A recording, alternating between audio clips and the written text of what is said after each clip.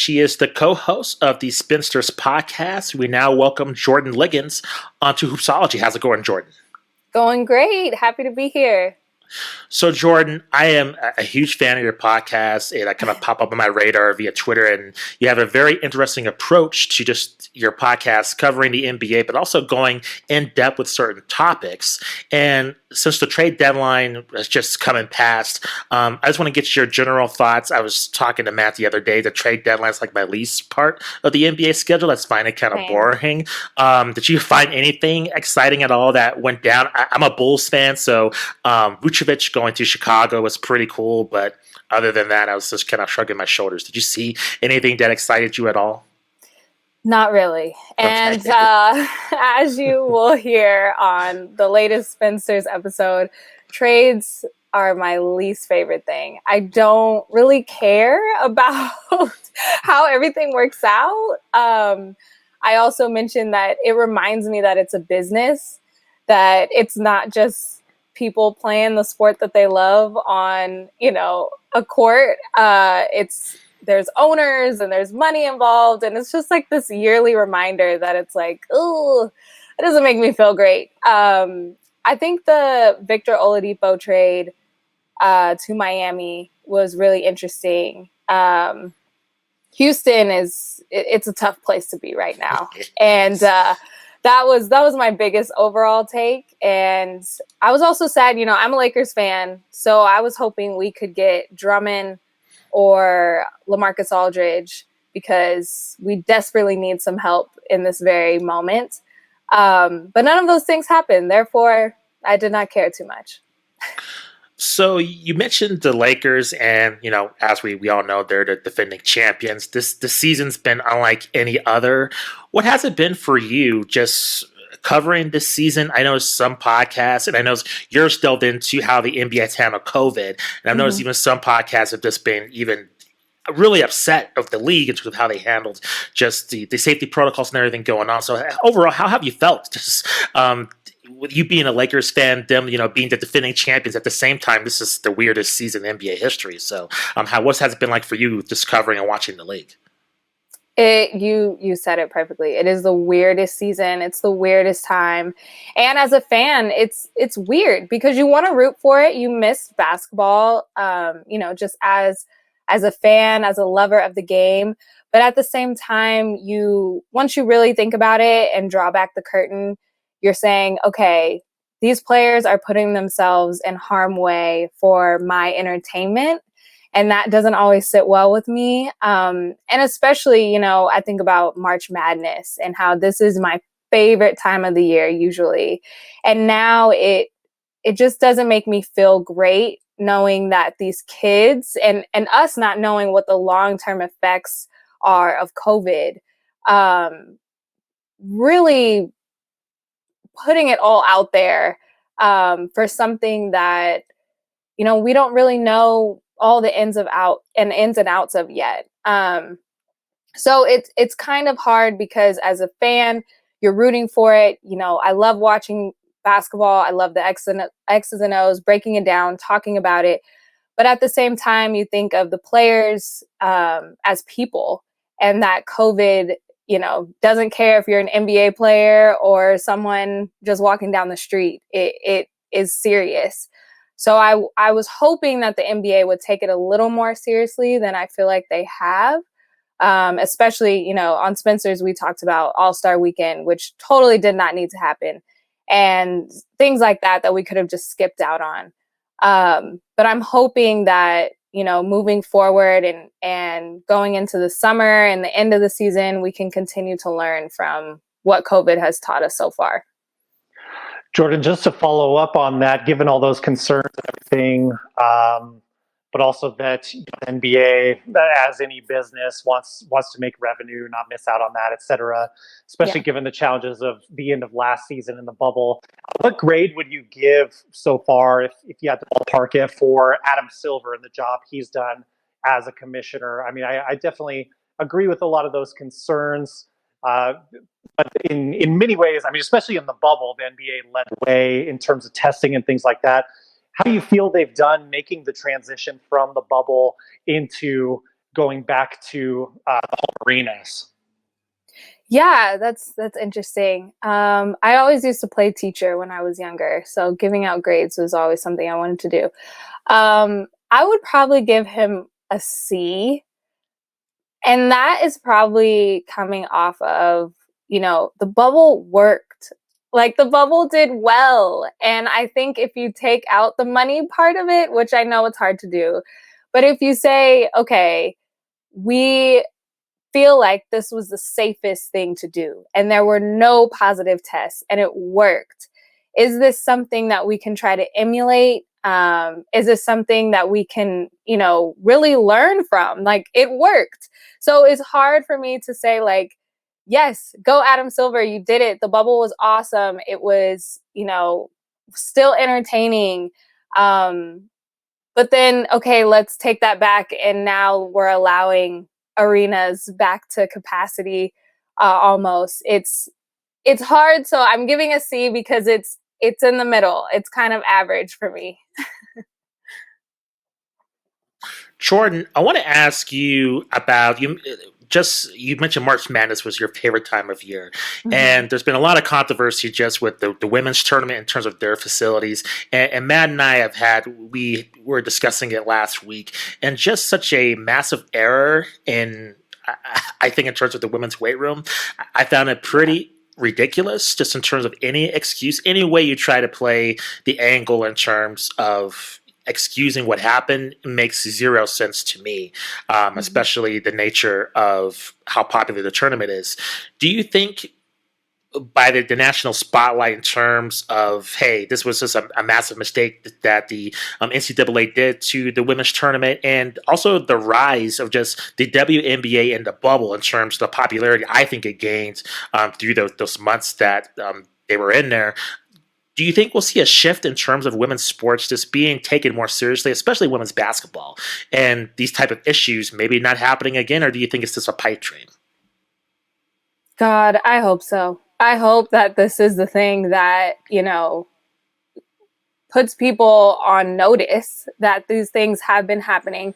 The first thing that I said when, seeing everything about the women's NCAA tournament weight room and their facilities in comparison to the men, I said, this is deja vu of the WNBA bubble. Like, we just went through this last year. And so still, even though that happened on a professional level, that didn't change what the NCAA did with their bubble, and completely purposely not putting money behind the women. And it's sad that I wasn't surprised, but I want it to be better, especially as a basketball fan, as someone who played women's basketball.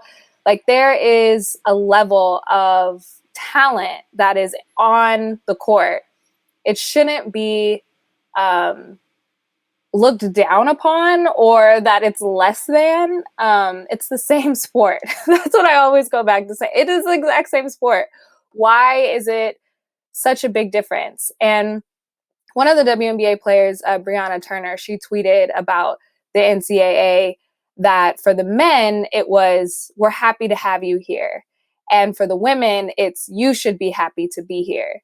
And that is a total different tone, and that needs to change. And it shouldn't take Twitter and Oregon basketball players to say, like, hey, look how bad this is, and kind of making a joke out of it for NBA players, WNBA players, women from other sport to take notice. It should say to the NCAA organization that we need to take more pride in women's basketball. They did just as much as the men to get here. This has been just a shitty year for them as it was for the men. Like, why would we try to do something different? And we're going to pour millions of dollars into this and like $30 into a 30-pound weight rack. Like, it's not even close. And I remember I was talking to my parents about it, and my dad made a great point. He's like, how does something like this even happen after Title IX? Like, how is that even a thought? How does that even get approved? So to me, it has to start from higher up, and it has to start from the top for them to start respecting women's basketball, and then it will trickle down because it will show. The men's court says March Madness on it. The women's court says women's basketball on it. Like, it's just it's a difference, and it's March Madness no matter the way you look at it. So yeah, I think it starts from the top, and, you know, with the WNBA, they did that. They had a commissioner last year, and I think it made a huge difference. And I think with the bubble and the orange hoodie movement and everyone taking notice, because at one point the WNBA was the only sport on, it was the first one back from the bubble. I think people are going to take more notice, but again, it has to start from the top down. And with the WNBA, you know, Matt and I have had this debate. I remember Matt and I with the Summer League a couple of years ago. And we were talking about the WNBA in terms of what does it need to do in terms of coverage. And I mentioned that really ESPN has been a lousy television partner up until the pandemic. Things seem to shift. We finally got to know about the players. There seemed to be more serious coverage about this league. And it seemed to be on par with the NBA finally. Do you see that sticking around this season, or do you think things will go back to normal? This is the anniversary season. The WNBA, it seems like it's totally rebranded itself in terms of a new logo and just some other things that they're doing. Do you see any type of a difference in terms of the actual coverage that fans will see in the upcoming season? I do. And I think it was beautifully done to kind of rebrand, to really hop on the momentum from last season. And they're really riding that wave into this season. I think, you know, I agree with you. ESPN, a lot of the games are on ESPN2, ESPN News. They would get cut off. If there was breaking news, it would take away from the game. I agree. ESPN could definitely be a better partner. But just as we saw last season, more television partners picked up WNBA games. Twitter, the games were, you know, streamed on Twitter Live. So I think that last season was amazing, even though it was a bubble. It was 2020. It was a weird season. It started weird. It ended weird. But riding that wave of coverage and, you know, people talking about the WNBA, I think that's just a win. For WNBA fans, if you guys are even talking about it, that's great. So let's keep that going. And then also with the anniversary season, I think they're going to come out with great coverage. And there's just, you know, the women aren't laying down. They're not taking no for an answer. They're going to be loud about, you know, if the coverage is not equal, if this is a huge 25 years of the WNBA when people thought it wasn't even going to last 5 years, like, this is a huge year and a huge milestone. So I think the players want to celebrate that, and the league wants to celebrate that, and hopefully TV partners and, you know, social media can come on board. Jordan, do you get the sense, you know, one thing that all businesses, whether we're talking about the NCAA, which is running their sports like a business, or whether we're talking about ESPN coverage, et cetera, nobody likes bad press. And as you mentioned, the women athletes are being very vocal, and a lot of the male athletes in support of them. I've seen some unity there, which is good to see. If I asked you to give me a grade earlier, now I'll ask for your projection for the 30-year mark. Do you see, you know, added revenue into marketing for the WNBA, for women's college sports, college basketball specifically? Do you think we'll still be on kind of that upward trajectory that, you know, started this last, well, really the last like 2 years, I believe, since 2018, it's been on an upward trajectory. Do you think we'll see that continue into year 30? Yes. And I really hope so. That's me as a fan saying, like, please, I want to see more teams. I want to see more expansion. And especially when you watch the women's college game, you know, if you watch this tournament right now, there are some really good players. And I think it breaks my heart that a lot of them aren't going to make it to the WNBA because there's only 144 spots. Like, it's so limited. So I hope that the next wave after kind of this marketing push is expansion and bringing more teams to big cities that want them. Like, they want, you know, WNBA teams. If you see, a UConn game, it is sold out for their women's program. Like other cities and big cities really, really want those teams and that expansion. So I would hope that by year 30, we're looking at more teams and more opportunity for these college players and not having them to be forced to go play overseas. Like I would just really want America to be that spot for women's basketball, because I really feel like we have the best players in the world and they should be able to stay home to play and not have to play all year round. Now there is money involved in that, and there is a huge pay gap that is just ridiculous, and like not even wanting to go into that.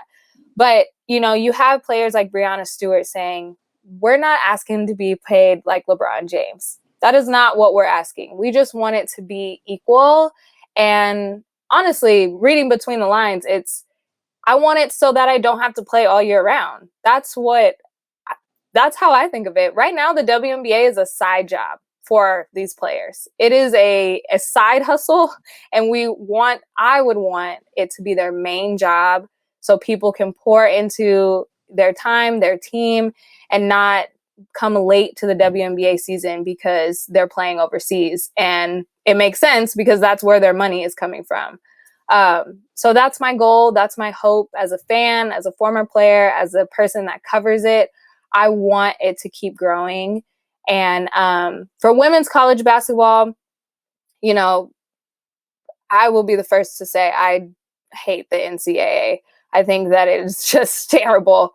And I would hope that, this image, name, and likeness that is going to pass, that will help boost women's basketball players and give them more of a platform. And that's really all I can hope for the NCAA. The bar is real low. Jordan, I agree with everything you just said.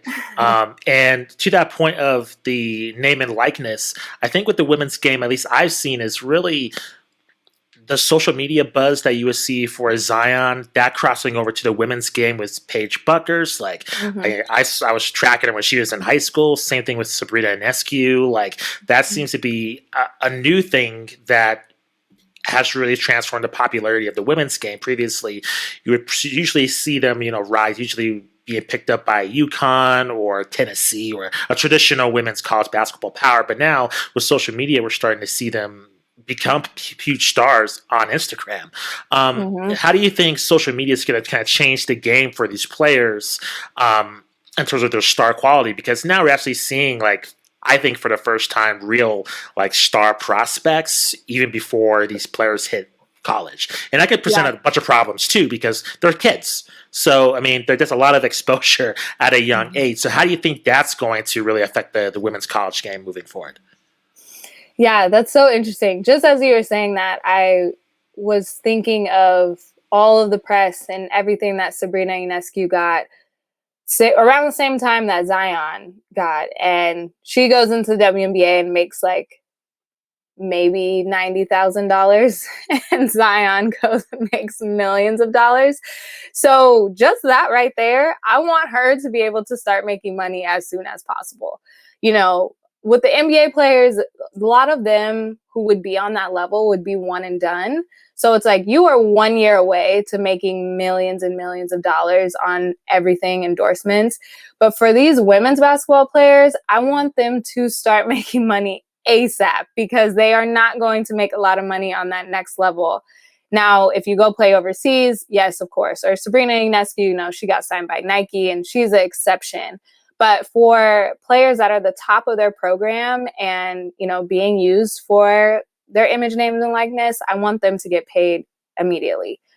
But going on to social media, it's really interesting because I have loved seeing these players in high school and women dunking and going viral and, doing these crossovers and Bleacher Report posting it and Sports Center posting it.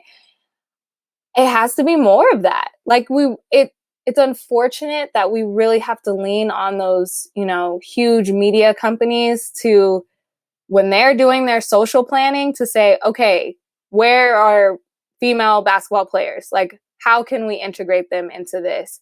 And I think the content has always been there. There's always been great players, and it's been caught on film.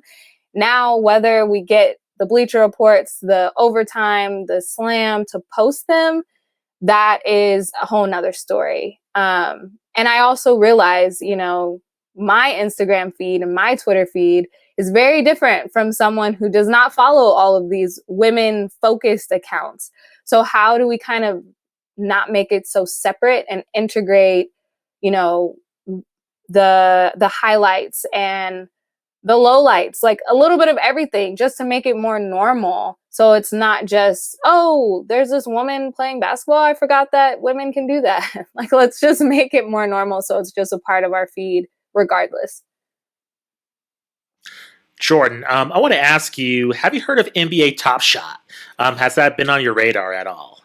I've heard of it, but that's about as far as I've gone. Okay, I just asked because like 3 weeks ago I never even heard of it, and now I'm on the website trying to like get a pack and just get into it. Oh no! I guess the reason I asked is because they are working on a WNBA Top Shot, and yes. I guess I don't know if their Players Association are involved in getting a cut of that, and it seems with the NBA at least there's big money flowing, and I see the potential for the WNBA to perhaps get a cut of that immediately, just in terms of how basketball in general, it's such a highlight-driven game in terms of you're a basketball nerd. You love the assists, defensive plays, everything that comes around it. I guess my question is, since you don't know too much about it, I guess I'll incorporate this with the WNBA being incorporated with the NBA 2K video game as well. New sources of revenue being pumped in for these players. Do you see that being somewhat of a kind of game changer as well for these players to stay within this country and not go overseas and look for that outside source of revenue if it's, if the WNBA are getting these other outside sources to kind of increase the pay of these players, per se? Yes. I think it's opportunities, right? Like, when you look at an NBA player, I feel like they have a plethora of opportunities of sponsorships and, other type of revenue to come in where playing in another league wouldn't even cross their mind. So that's what I would want the women's game to get to. And it's exciting. I saw, Chanae, who is on the Sparks. She works for ESPN, but she was on a DoorDash commercial. And I was like, this is awesome. Like, this is a women's basketball player, purposely in her uniform, advertising this. And so it seems like there's a want more. And I just think about it too, from representation. I think that that's what's so empowering about the video game, because there are little girls that are playing that video game and now they get to play with women and being able to watch them on TV and then play them in a video game.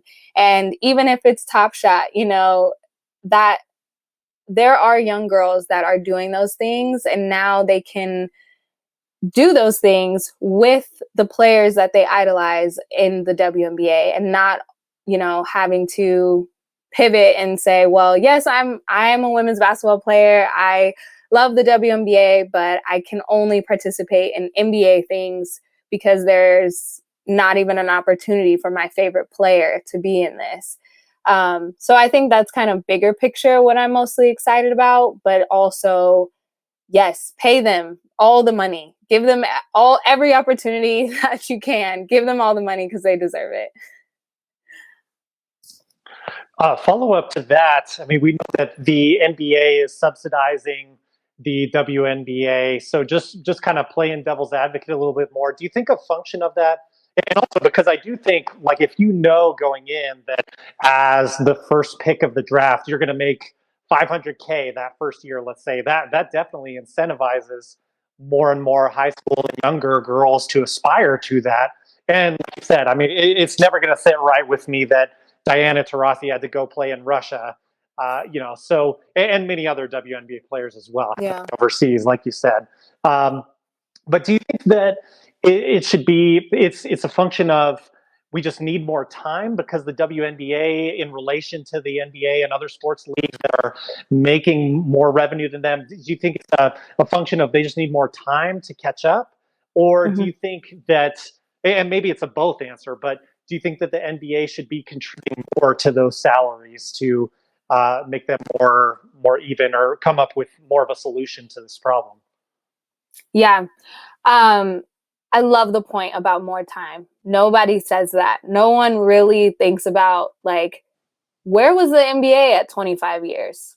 Yeah, Losing revenue because the Celtics were winning every single championship. It was boring. Nobody cared. And they expanded, they made changes, they had to shift. And so every single time that conversation comes up of, well, nobody watches the WNBA, or who cares? It's like, okay, we're still in infancy as a league, if you really think about it, compared to the other major leagues that are out there, and especially compared to the NBA, who's been around for way longer. So there's no comparison there. But I do think that the NBA should be more involved. And I think it's like what you said, Justin, about creating more of those opportunities, because without those opportunities, they can't just, poof from thin air, just say, hey, we want more money.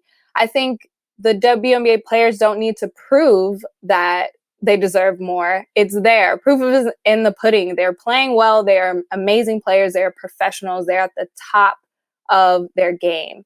So I think that the NBA needs to recognize what they have right there, and that this is a league that is young. And if we partner rather than kind of go against each other, sometimes it feels like if we, adopt them or partner with them, then we can grow together.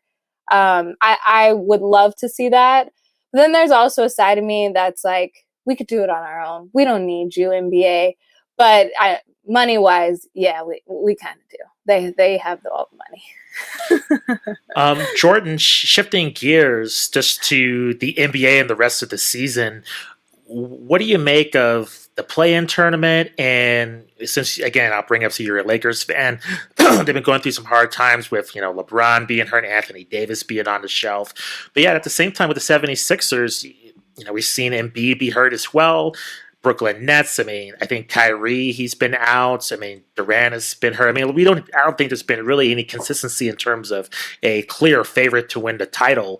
When we hit the playoffs, what do you think is going to happen? Do you have any predictions, or is it kind of unpredictable at this point? Excuse me. It is a little unpredictable, but I do want to say I loved the play-in tournament. And going back to the WNBA, they took that from them. The WNBA have a play-in tournament already since 2016. So that's my favorite part of the WNBA playoffs. Now it's in the NBA. It was so fun last year. And I also had the realization that I feel like Memphis is just the perfect play-in tournament team. Like, they need to stay at that level all the time. They're probably not happy about being on the edge, but it's so fun. Like, I can't wait to see Ja in that situation again. For the playoffs, though, I think Brooklyn is just saving their big guns to when it matters. They're like, okay, Harden, you do the regular season. We got you in the playoffs. Like, don't worry. It'll all work out. I feel like that's their game plan. It's not really a secret. For the Lakers, I want to say that's our game plan.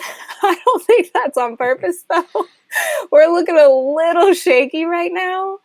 I call Anthony Davis the glass man. I think that he is completely made of glass, so I'm okay with him being on the bench, because every time he falls, it is this whole dramatic scene that I don't even know if he's going to come up, and it turns out he just broke a nail or something, and he's out for a week. So I'm okay with him being on the bench. LeBron, on the other hand, I'm like, all right, just stay there until we need you. We'll call you. We'll call a bat signal or something when we need you to play. But we really need our bench players to step up. And I know there was a lot of talks with us bringing in Kyle Lowry at the trade deadline for THT and Caldwell Pope. And I hope that didn't cause any friction in the locker room. Again, hate the trade deadline. But it's a little unpredictable with the rest of the league. I'm happy that the East is competitive this year, that it's actually fun. Everyone's kind of in the middle trying their best. So the playoffs are going to be interesting, and it's not going to be boring. And I feel like, the last couple years it was like, okay, the Bucks are going to win.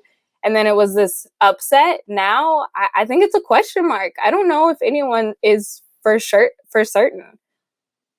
Jordan, I have to ask, as a Lakers fan that you mentioned you are, any concerns about Rondo joining up with the Clippers? Any worries about playoff Rondo, or that he's bringing the kryptonite? Anything like that? Oh gosh, you just reminded me about that. I'm sorry. Oh no. Well, everyone knows I hate the Clippers, but I do like Rondo, so that is going to be a little bittersweet. I'm not worried about playoff Rondo because I think we can anticipate that. We know that that's coming. And I think that's all they got. I'm more fearful of playoff Lou Will than playoff Rondo. And so now that that's gone, then maybe we have more of a chance. I don't know. I'm not worried about those Clippers. Paul George is Casper the Friendly Ghost when it comes to playoffs. So, I'm not too worried about it. Kawhi, on the other hand, maybe, but I'm not worried about Paul George.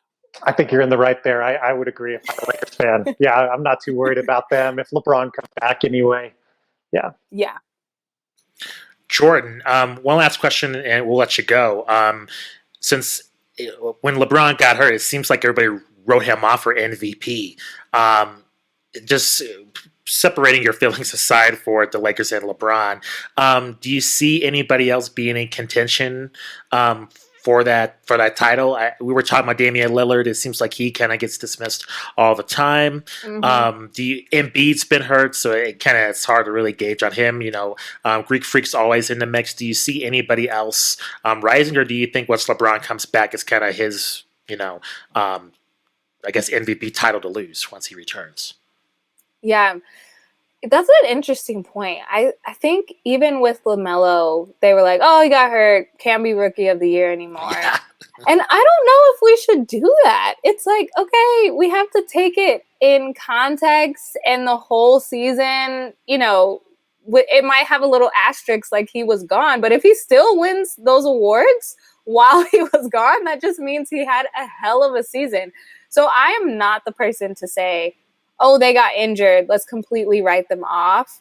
Because if they were playing MVP level or Rookie of the Year level before that, I think we still have to consider that, for the end of the season awards. So just wanted to make that point. I think that we should not write off Dame. And it pains me to say this, and this is a little out of character, but James Harden is playing out of his mind right now. Yes, that's true. And it's really not fair. And this is so unlike me, but you have to at least talk about it. I think people don't even want to even put him in the top 3. I think I saw the MVP race on SportsCenter the other night, and it just said Jokic, LeBron, maybe he's injured, Embiid, maybe he's injured. And it was like no one else. And I was like, okay, there's a few other people that are playing really well. Like you mentioned, Dame, Harden has just taken on this whole new team on his shoulders. He's also happy, which I think we should include as a category for MVP. He got rid of the toxic relationship that was Houston, and now he's thriving. And it's only going to get better in the playoffs, like I said, because he's going to have 2 other all-star guards just at his side, which is ridiculous. But Jokic, I mean, he's also playing really well. You can't dismiss it. He has played well the past couple seasons, and I think he's made strides. So I would say we have to consider him too. I'm out on Giannis. You're not going to win it 3 times in a row. Like, no, it's not. you're just good at basketball. We're not going to keep giving you the MVP award. That's how I feel. I guess with the Joker, I like his game a lot. I guess what bugs me is that, with the Nuggets and with the Blazers, they have similar records, and Joker is like, odds on favorite, and Damian Lillard's just fade into obscurity, even though he's putting on highlight worthy performances every single night. So it's just it even bugs me to bring his name up. It's weird because I like his game. I like the Nuggets. I think they're fun to watch in the bubble, but it's just annoying how the MVP race is going. So hopefully, Dame gets a little bit more love when it comes down to it, even though I don't think he'll win. Very little chance. Yeah. Let me just say, whoever wins the MVP this year is going to be the strangest narrative that we've ever had, right? Because it's like if Jokic wins, it's like here they were, preparing to explode this season and maybe lead the West. Nope, big disappointment. Damian Lillard's like, oh, injury. LeBron, amazing at 36. Oh, injury. Joel Embiid, same thing, injury. Harden, the way the season started, that's a tough narrative to start the season off with. It was weird. It's going to be weird no matter who wins it. Excellent point. That's true. Yeah, and I love how we're not talking about the top two teams in the West and how they should be. Someone from their team should be in the MVP. It's like Donovan Mitchell for MVP. Yeah, Rudy Gobert. Nope. That doesn't sound right. And it's like Chris Paul. He's ancient, maybe. So I love that that's not even a part of the conversation because it's like great, but we know you're not really gonna win the West. Like it's fun for right now, but so that's how I feel with the records because it really should be the most valuable player. Like that's what I'm all about. If you take that away from it, if you take them away from that team, are they still the same team? Are they still in that same position at all? So I hope that all of those factors, get factored in. But yeah, I just had to point that out because that's hilarious. So maybe Steph Curry can dark horse this because he still has a narrative, and everyone likes him. It's true. Everyone loves Steph. Let's just give it to him. Just default it to him. Right. Jordan, thank you very much for joining the show. Please let our listeners and viewers know where they can find you on social media, where they can find your podcast and anything else you're working on this year. Yes. So you can follow me on Twitter at _Jordan Ligons or on Instagram at Jordan Ligons. And make sure to subscribe to Spinsters. It is a basketball podcast on the Blue Wire Network. Me and my co-host Haley O'Shaughnessy take a different twist or a spin on the NBA, if you will. It's super fun. We have a mix of conversational and narrative podcasts where we just explore our curiosities about the game. And you can subscribe wherever you get your podcasts. Awesome, Jordan. Really enjoyed the chat. Thank you very much for joining us. Thank you.